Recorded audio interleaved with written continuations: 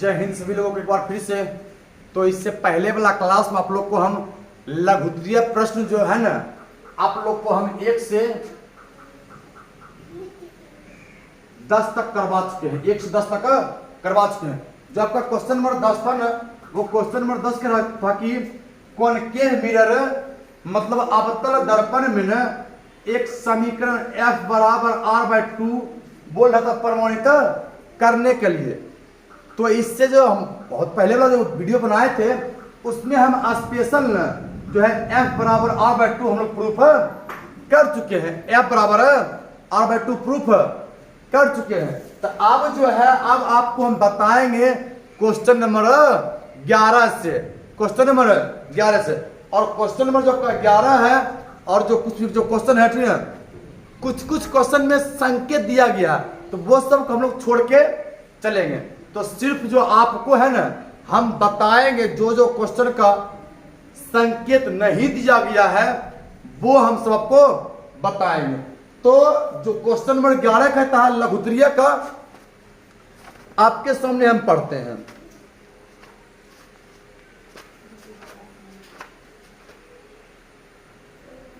Question number 11 कहता कि अनंत और वक्रता केंद्र के बीच, अनंत और वक्रता केंद्र के बीच वस्तु रखा गया है। अनंत और वक्रता केंद्र के बीच वस्तु रखा गया है। तो देखिए आप लोग एक लेते हैं अवतल दर्पण। कौन दर्पण लेते हैं? अवतल दर्पण।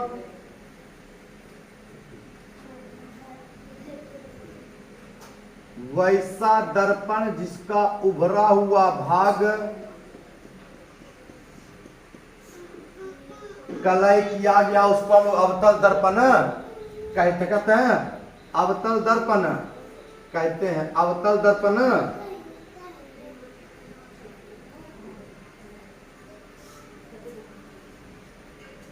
हम लोग के पास जो था ना हाथों से बनाया हुआ टेक्नोलॉजी, वो तो घर में ही छूट गया। हम तो अभी विद्यालय पढ़े हैं, तो फिर भी ठीक ना हम मिलाने का कोशिश किनारे का करेंगे। तो ये देखिए आपका यहाँ ऐप आ जाएगा। ऐप आपका ये सी हो जाएगा।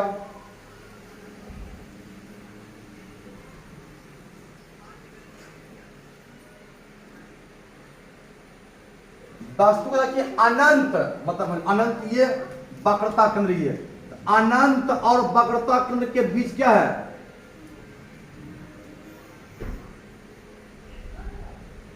वस्तु है। अनंत और जो वक्रता केंद्र के क्या बीच है? लेते हैं मोटा वाला माटर।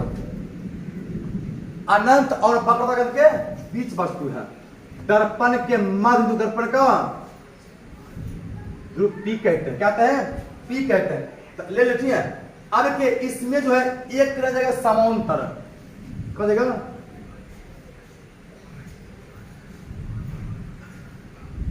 समांतर। और ये परावर्तन कहां से करेगा? फोकस से। कहां से? फोकस से। हम थोड़ा देखते हैं, कुछ जुगाड़ लगाते हैं ताकि स्केल हमको मिल जाए। स्केल थोड़ा हमको देखिए स्केल नहीं मिला, ठीक है, तो हम लोग रजिस्टर ही ले आए हैं, ठीक है। इसी की मदद से क्या करेंगे? किनारे को खींचेंगे। तो जो ये किनारे कौन सा जाएगा? मिट भी जाएगा, बड़ी समस्या है।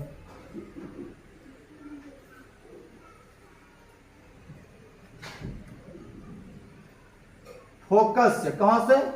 फोकस से। और जो एक दूसरी किरण है वो जाएगा सेंटर से। कहां से? सेंटर से।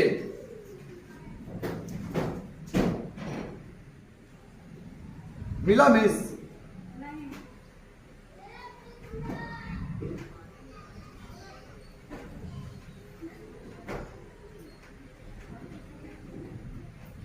सेंटर से जो जाएगा वो उसी पर क्या था, वापस लौट जाती है। अब इसका प्रतिबिंब कहां बन गया है? यहां बना प्रतिबिंब। ये वस्तु आपका ए बी था, प्रतिबिंब कैसा बना है? वास्तविक बना है वास्तविक। उल्टा भी बनेगा। क्या बनेगा? उल्टा भी बनेगा।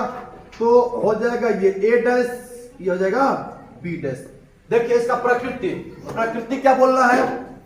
प्रतिबिंब वास्तविक और उल्टा बना है, इससे बड़ा बना है, छोटा बड़ा बनेगा नहीं। प्रतिबिंब वास्तविक और उल्टा बना है। प्रतिबिंब फोकस तथा सेंटर के बीच बनता है, अब वस्तु की अपेक्षा छोटा बनता है, वस्तु की अपेक्षा छोटा बनता है। इसकी जो प्रकृति है, आपका जो क्वेश्चन नंबर कितना है? क्वेश्चन नंबर 11 है, क्वेश्चन नंबर 11। इसकी प्रकृति प्रतिबिंब वास्तविक और उल्टा बनता है, वास्तविक और उल्टा बनता है। सी तथा एफ के बीच बनता है, वस्तु की अपेक्षा छोटा बनता, वस्तु की अपेक्षा छोटा बनता। अब देखिए अगला क्वेश्चन कहता कि क्वेश्चन नंबर 12, क्वेश्चन नंबर 12 ठीक है, डायग्राम मतलब फिगर देल है, कह रहा है कि पूरा करिए। क्वेश्चन नंबर कितना है? 12 में दिल है फिगर, कह रहा है कि फिगर को पूरा करिए। तो इसको मिटाते हैं।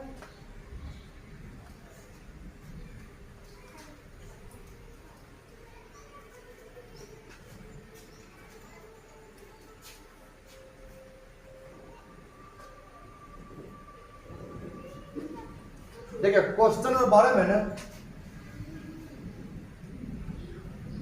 एक फिगर वैसा दर्पण जिसका उभरा हुआ भाग कलय किया, उसको अवतल दर्पण कहते हैं। कौन दर्पण? दर्पण के मध्य बिंदु को दर्पण का ध्रुव कहते हैं, दर्पण मध्य बिंदु दर्पण का ध्रुव कहते हैं। आपका ये एफ है, आपका ये सी है, और वस्तु कह रहा कि सी और एफ के बीच है। वस्तु कहाँ है? सी और एफ के बीच है।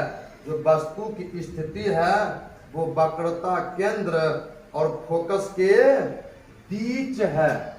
तो वस्तु ये किधर कैसे जाएगा? समांतर।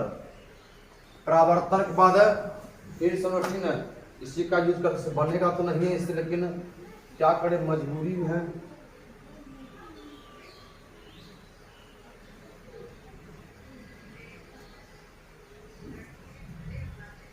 परावर्तन बाद कहां से?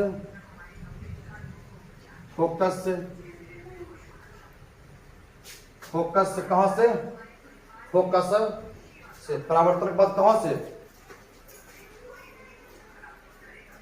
जब वस्तु तो कहां पर फोकस है? आप देखिए एक किरण कहां डालेंगे? तो दर्पण को बढ़ाना पड़ेगा। किरण कहां से?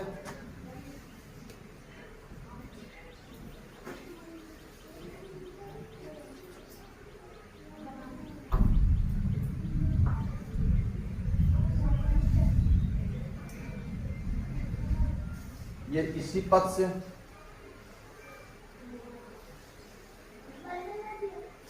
इसी पथ से। ये देखिए किरण झटकी है, सेंटर से जाएगा, वो उसी पथ से वापस आ भी जाएगा। अब देखिए ये किरण छपा गया है,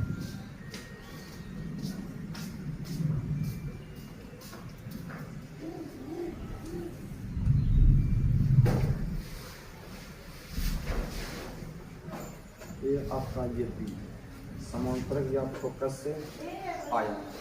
अब देखिए पूरा कर दिए हैं। वस्तु था सी और एफ के बीच था, वस्तु कहाँ था? सी और एफ के बीच था। एक किरण समांतर जो फोकस से, और दूसरी किरण सेंटर से। कहां से? सेंटर से, वो उसी पथ से। इसका प्रतिबिंब का प्रकृति क्या होगा? प्रतिबिंब वास्तविक है तो उल्टा बनता है, वास्तविक करो उल्टा है। प्रतिबिंब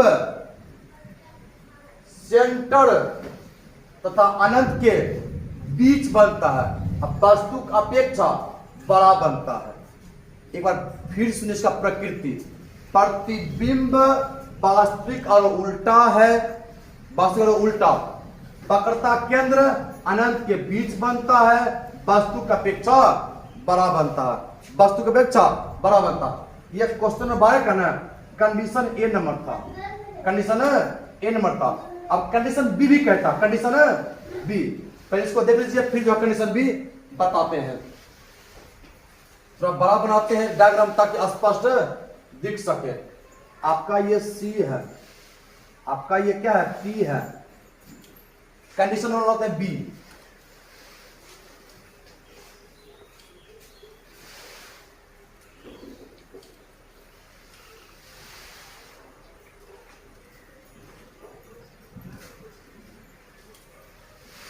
कंडीशन में बी कहता है कि जब वस्तु कहां पर, ये कंडीशन क्या है, और वस्तु सेंटर पर है,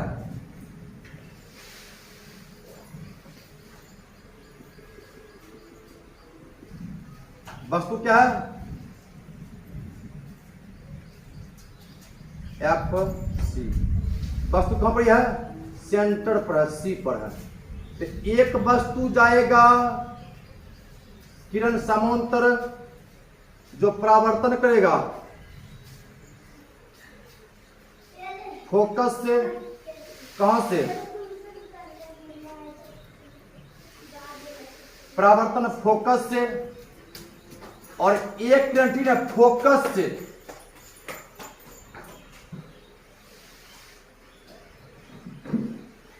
ये परावर्तन कहां करेगा,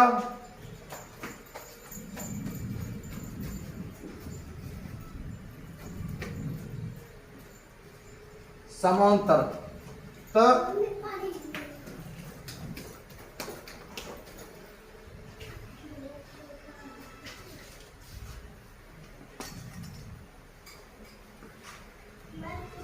एक किरण समांतर जो फोकस है, दूसरी किरण फोकस से समांतर, जहां वस्तु है वहीं क्या बना है, प्रतिबिंब बना। मतलब ये आपका ए, ये आपका बी। अब आपका जगह क्या जगह, बी ऊपर है तो नीचा, ये जगह ए डैश। देखिए इसकी प्रकृति, प्रतिबिंब वास्तविक करो उल्टा है, प्रतिबिंब वास्तविक करो उल्टा है। प्रतिबिंब वक्रता केंद्र पर ही बनता है, वक्रता केंद्र पर, और जितना को वस्तु उतना को प्रतिबिंब, जितना को वस्तु उतना को प्रतिबिंब। आप लोग को हम जब किरण आरेख बता रहे थे ना, प्रतिबिंब का किरण आरेख, उसमें भी आपको बताए थे कि यदि अवतल दर्पण में पूछे ना कि वस्तु वक्रता केंद्र पर है तो कहां पर बनेगा, वक्रता केंद्र पर ही बनेगा, जितना को वस्तु उतना को प्रतिबिंब। वास्तविक करो उल्टा। आपका क्वेश्चन नंबर 12 क्या था, कंडीशन बी था, कंडीशन बी। अब क्वेश्चन नंबर कहता है 13, क्वेश्चन नंबर कहता है 13 कहता है स्पष्ट किरण आरेख द्वारा अवतल दर्पण में आभासी काल्पनिक आवर्धित प्रतिबिंब का वर्णन दिखाए। इस प्रयुक्त अवतल दर्पण के उपयोग भी बताए। मतलब सबसे पहला कंडीशन, सबसे पहला कंडीशन को बताए थे कि सबसे पहला कंडीशन जब वस्तु ध्रुव फोकस के बीच, इसको मिटाते कि इसको मिटाते हैं,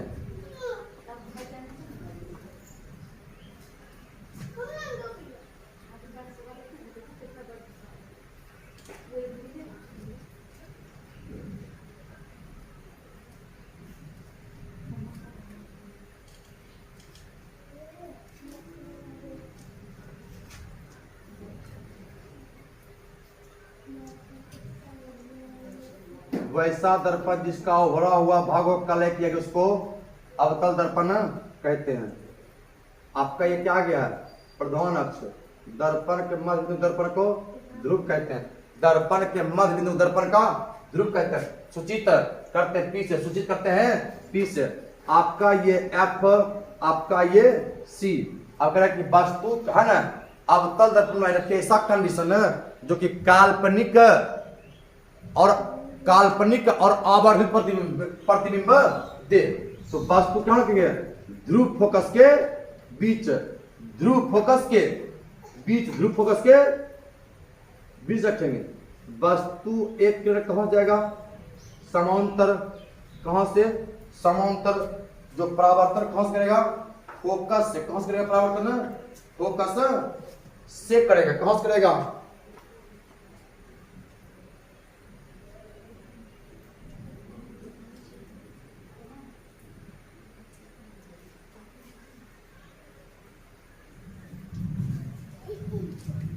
फोकस से करेगा। और ये किरण कहां से, किरण सेंटर से, कहां से,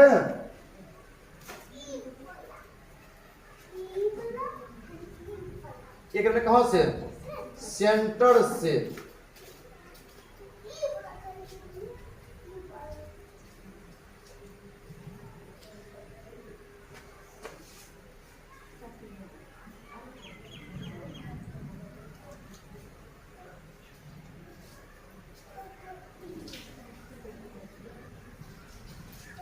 एक किरण को सेंटर से, ये बताए सेंटर से जाएगा तो उसी पथ से वापस लौटेगा।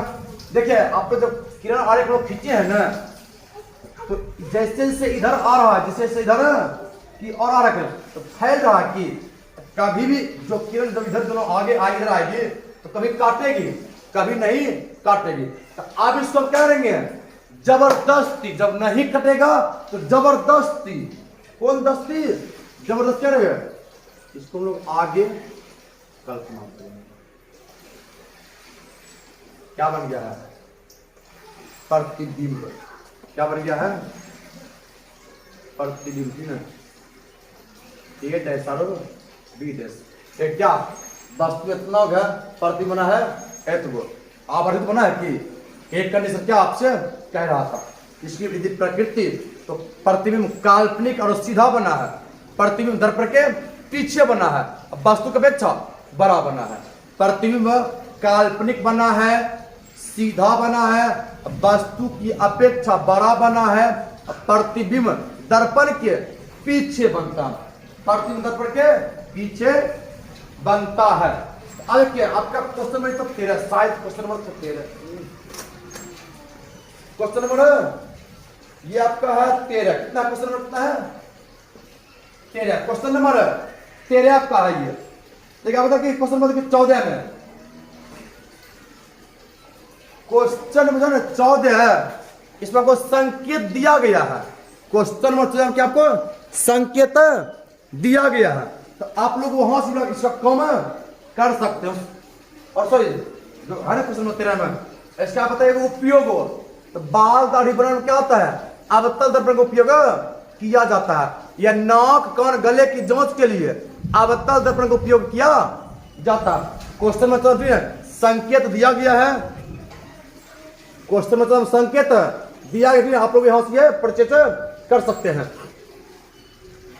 क्वेश्चन नंबर 15, किरण आरेख की सहायता से स्पष्ट करें कि उत्तल दर्पण में किसी वस्तु के प्रतिबिंब की प्रकृति क्या होती है। किरण आरेख की सहायता से मतलब उत्तल दर्पण में ना हम लोग जब किरण आरेख खींचते हैं क्या बनता है, काल्पनिक। क्या होता है, काल्पनिक बनता है। क्या बनता है, काल्पनिक और सीधा। तो आपको हम एक कंडीशन में दिखा देते हैं कि उत्तल दर्पण में, उत्तल दर्पण में कोई भी वस्तु का जो प्रतिबिंब का किरण क्या था, ये काल्पनिक ही बनता है। क्या बनता है, काल्पनिक ही बनता है। क्या बनता है, काल्पनिक। अब आपका क्वेश्चन नंबर कितना था,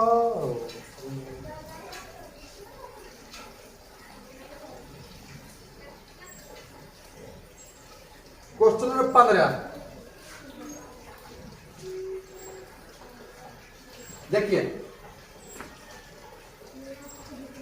वैसा दर्पण जिसका धंसा हुआ भाग कलय किया गया उसको उत्तल दर्पण कहते हैं। दर्पण के मल दर्पण का ध्रुव कहते हैं, दर्पण का ध्रुव कहते हैं। और ये वस्तु कहाँ है, ये यहाँ है आपका, ये फोकस, आपका ये सेंटर। एक कहाँ, एक ना समांतर, कहाँ समांतर। तो परावर्तन कहाँ से करेगा,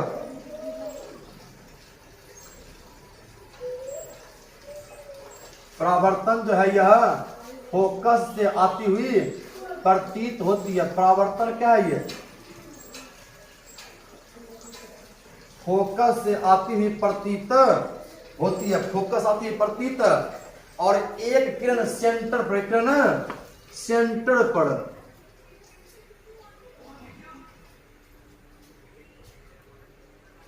सेंटर पे किरण सेंटर पे, प्रतिबिंब कहां बना, प्रतिबिंब बना है ना, प्रतिबिंब क्या बन गया है, काल्पनिक बना है। प्रतिबिंब काल्पनिक तो सीधा बनेगा, काल्पनिक तब सीधा बनेगा। अब वास्तु अत्व है प्रतिबिंब इतनी भाग को देखिए यहाँ लिखते ए डैश बी डैश, देखिए यहाँ बना है सीधा, मतलब ए है नीचे ते होगा नीचे ही है, बी है ऊपर ते होगा ऊपरे है, समझ सीधा। उल्टा क्या देगा, उल्टा कहें कि मेरा उल्टा तो पैर ऊपर मुंडी नीचे, सीधा है तो ए भी नीचे बी नीचे, बी ऊपर तो बी ऊपर। प्रतिबिंब प्रकृति, प्रतिबिंब काल्पनिक और सीधा बनता है, दर्पण के पीछे बनता है। अब वस्तु की अपेक्षा छोटा बनता है, वस्तु की अपेक्षा छोटा उत्तल दर्पण छोटा बनाता है ना, यही तो रीजन है कि साइड मिरर के रूप में उत्तल दर्पण का उपयोग किया जाता। देखिए क्वेश्चन नंबर 16, क्वेश्चन नंबर क्या है 16, क्वेश्चन नंबर 16 का भी ना संकेत दिया गया है, क्वेश्चन नंबर 16 संकेत दिया गया है। आप लोग यहां से देख सकते हैं, क्या कर सकते हैं, देख सकते हैं। देख क्वेश्चन नंबर 17 है, चलो थोड़ा पढ़ देते हैं। कल्पना कीजिए कि क्या आप एक चमकीले कागज के ढके बेलनाकार खंभे के सामने खड़े हैं। इस प्रकार से बने बेलनाकार दर्पण में आप अपना किस प्रकार का प्रतिबिंब देखेंगे। वो ठीक है, संकेत दिया गया, वो वहां पर चेक कर सकते हैं। देखिएगा कि निम्नलिखित 17 क्वेश्चन है, क्वेश्चन नंबर 17, निम्नलिखित परिस्थितियों में जिस प्रकार के दर्पण का उपयोग किया जाता है उनका नाम बताएं। कार की हेडलाइट में अवतल दर्पण संकेत दिया गया है, कार की हेडलाइट में अवतल दर्पण, वाहन के साइड मिरर में उत्तल दर्पण, सौर भट्ठी में अवतल दर्पण। तो अब जो है आपका ठीक इस क्लास में बताते फिर से क्वेश्चन नंबर, निम्नलिखित परिस्थितियों में जिस प्रकार के दर्पण का उपयोग किया जाता है उनका नाम बताएं। कार के हेडलाइट में अवतल दर्पण, वाहनों के साइड मिरर में उत्तल दर्पण, सौर भट्ठी में अवतल दर्पण किया जाता है। इसके बाद जो हम आप लोग से मिलेंगे ना, इसके बाद वाला क्लास में जो आप लोग से मिलेंगे तो आपको वहां प्रकाश का परावर्तन चैप्टर जो भी हम लोग पढ़ा रहे हैं इसी चैप्टर में है ना, मतलब लघुत्तरीय के बाद ना आंकिक प्रश्न है 10 गो। इसको हम लोग या तो एक ही वीडियो में बना देंगे या हम लोग इसको 2 पार्ट में कर देंगे, एक में 1 से 5 कर देंगे और एक में 6 से 10 कर देंगे। तो थोड़ा मौसम भी बहुत थोड़ा खराब चल रहा है, तो आज के लिए इतना ही। जय हिंद।